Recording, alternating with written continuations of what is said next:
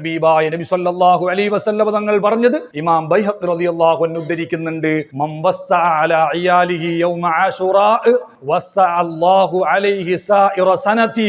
ഒരാൾ ആശുറാഇന്റെ അന്ന് കുടുംബാംഗങ്ങൾക്ക് വിശാലമായ ഭക്ഷണത്തിന് സൗകര്യം ഒരുക്കിയാൽ ഒരു വർഷം മുഴുവനും അല്ലാഹു സുബ്ഹാനഹു വ തആല അവനിക്ക് ഭക്ഷണത്തിൽ വിശാലത ചെയ്തു കൊടുക്കും. എന്നിട്ട് അതേ അജീബയിൽ പറഞ്ഞു, മഹാനായ പ്രഗൽഭനായ ഹദീസിന്റെ റാവിയായ സുഫിയാൻ ഇബ്നു ഉയൈന റളിയല്ലാഹു അൻഹു പറഞ്ഞു, ഞങ്ങൾ ഈ ഹദീസ് കൊണ്ട് അമൽ ചെയ്യാൻ തുടങ്ങിയിട്ട് 50 കൊല്ലമായി.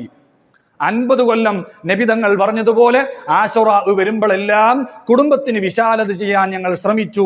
ഫമാ വജദ്നാഹു ഇല്ലാ ഖൈറ.